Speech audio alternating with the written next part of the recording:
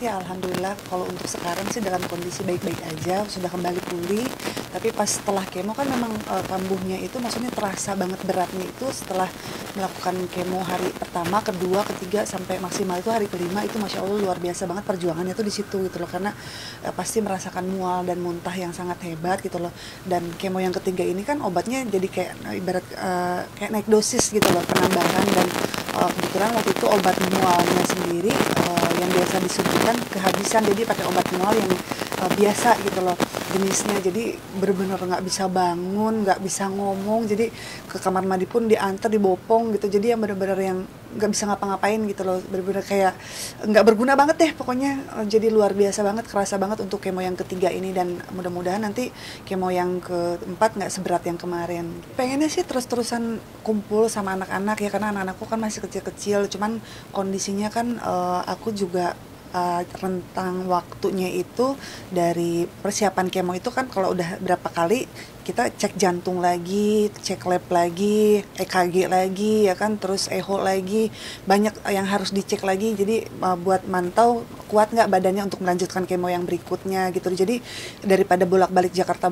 Bogor gitu loh, akomodasi juga kan terasa ya, apalagi kondisi aku kan sekarang udah dalam kondisi yang nggak bisa kerja gitu loh. Jadi meminimalisir budget, akhirnya tinggal di apartemen. Kebetulan kan aku ada walaupun kecil-kecilan ya ada tempat singgah lah di Jakarta gitu loh. Jadi apa sih bisa mungkin tinggal di Jakarta kalau memang belum selesai, tapi kalau sudah selesai baru pulang ke Bogor gitu.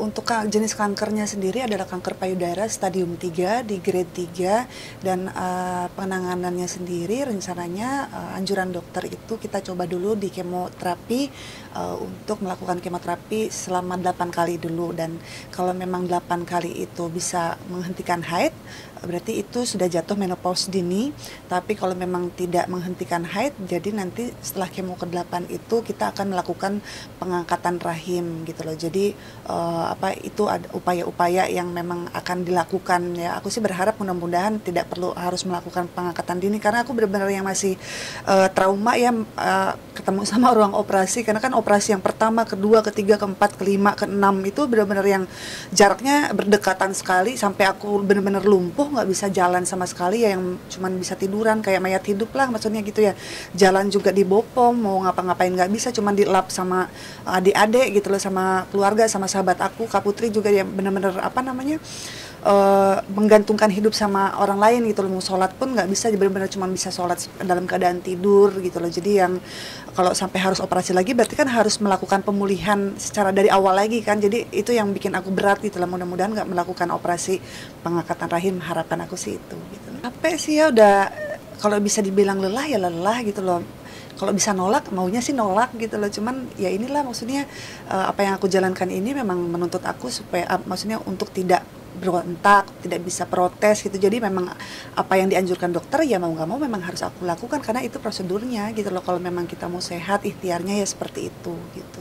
Lebih mudah capek, terus mual muntah pasti dari hari kemo yang pertama, kedua, ketiga, keempat, kelima itu setiap kemo tuh selalu 5 hari itu perjuangannya di situ titik perjuangannya tuh di situ nggak bisa ngapa-ngapain minum air putih pun muntah makanan alhamdulillah kalau bisa masuk makanan ya jadi benar-benar dipaksain gitu loh terus ke badan juga sudah mulai menghitam gitulah udah mulai hitam terus kondisi badan juga jadi gampang lelah gampang capek.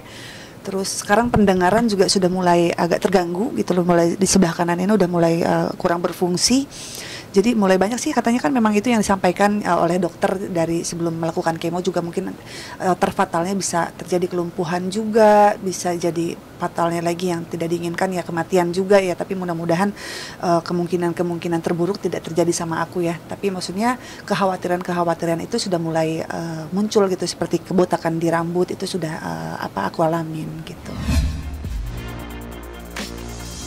Alhamdulillah sih aku memiliki keluarga yang sangat-sangat support banget dalam kondisi apapun itu dalam kondisi susah apalagi senang gitu ya mereka yang selalu kasih support aku kasih semangat aku memberikan doa pastinya gitu loh mama juga istilahnya nggak berhenti ngaji untuk kesehatan aku kesembuhan aku terus adik-adik aku juga yang luar biasa juga istilahnya mengurus aku dalam kondisi sakit terus juga ada sahabat aku satu-satunya yang Kak Putri itu yang memang mengawal aku dari proses operasi pertama pertama sampai operasi yang ke-6 itu, terus sampai perjalanan kemo ini beliau lah yang dampingin aku. Jadi beruntunglah aku punya mereka itu gitu loh. Ya mudah-mudahan aku sih berdoa mereka selalu sehat dan bisa membantu aku sampai pengobatan ini selesai.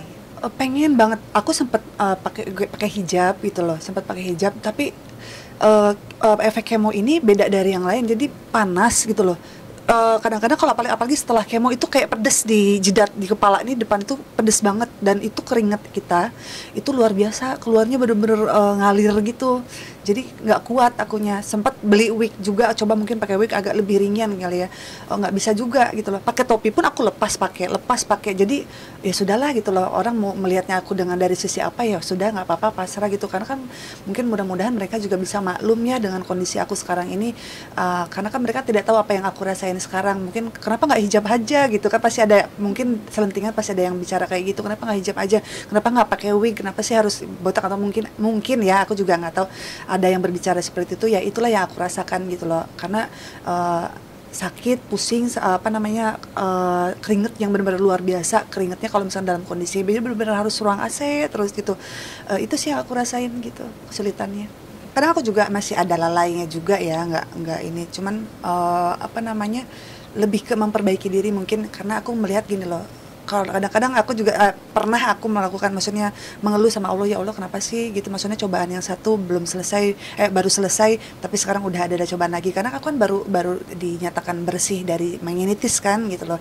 Setelah di MRI, setelah pengobatan 19 bulan itu baru dinyatakan bersih, baru dinyatakan sehat, tiba-tiba harus mengidap sakit yang lebih menakutkan lagi seperti sekarang gitu loh. Kadang-kadang ngeluh capek, kenapa? Aduh capek ya Allah, kapan berhentinya gitu loh. Cuman ya udahlah, kata Kak Putri yang memang kasih tahu aku gitu loh, katanya kamu harus bersyukur, harus lihat dari sisi baiknya gitu, karena tidak semua orang bisa mendapatkan kesempatan seperti kamu. Karena mungkin ini adalah ajang untuk Allah memberikan kesempatan kamu untuk memperbaiki jadi lebih baik gitu loh. Terus menghapus dosa-dosa aku dan kehilapan aku di masa lalu. Ya itu salah satunya mendekatkan diri sama Allah, mungkin ibadahnya juga lebih diperbaiki gitu loh. Karena kan banyak sekali kekurangan aku dalam ibadah di masa lalu gitu loh. Itu aja sih. Berarti lebih di sekarang mungkin lebih ke situ ya? Ya lebih memperbaiki diri aja sebisa mungkin gitu. Secara materi, secara support semuanya ya yang aku rasakan, aku tidak tidak bisa menyalahkan, karena setiap orang kan punya kesibukan masing-masing ya. Tapi memang sangat-sangat sedih sih gitu loh, karena sahabat-sahabat aku yang dulu ada dalam kondisi aku senang gitu loh, itu semua sekarang nggak ada gitu loh. Jadi satu-satunya sahabat aku ya seperti yang aku bilang, selalu aku sebutkan, itu Kak Putri gitu loh. Karena beliau yang memang mendampingi aku dari pertama aku divonis, operasi pertama, kedua, ketiga, keempat, kelima, keenam, bahkan sampai sekarang kemo pun dia yang bawain mobil, nyetir, dia yang ngurusin rumah sakitnya, bahkan moral, material semuanya dibantu oleh Kak Putri ini, selain ada dari keluarga, dari papa, mama, dan adik-adik gitu. Jadi memang rezeki buat aku bisa punya sahabat seperti beliau itu. Jadi satu-satunya sahabat aku ya cuman itu aja, Kak Putri aja. Makin terlihat ya di saat ya, musibah.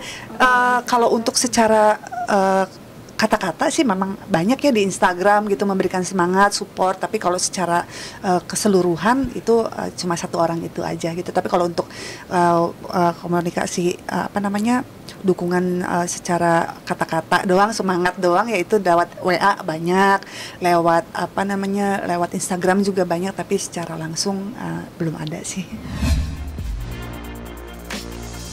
Alhamdulillah mereka sangat-sangat terlihat bahagia gitu loh dengan kondisi, bukan dengan kondisi aku sakit, maksudnya dengan kondisi aku selalu ada di rumah, selalu bermain sama mereka, kemana-mana selalu dibawa, bahkan sekarang kalau ada undangan syuting pun aku bawa gitu. Mereka senang, jadi tahu walaupun hanya istilahnya syuting reality show gitu, tapi mereka tahu kondisi aku, oh ibundanya kerjanya begini gitu, kayak gitu. Jadi lebih banyak waktu untuk anak-anak dan keluarga sih.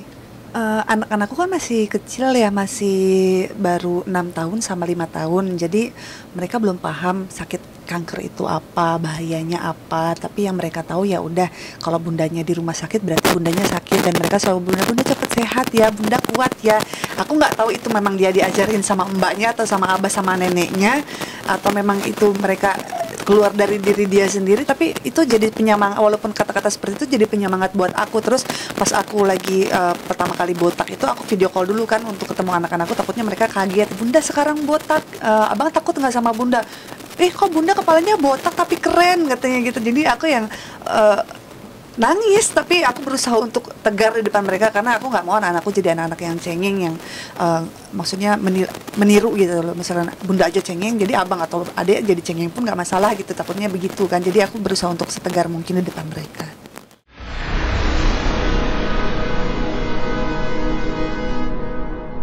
Jadi jangan lupa untuk subscribe Cumi Cumi.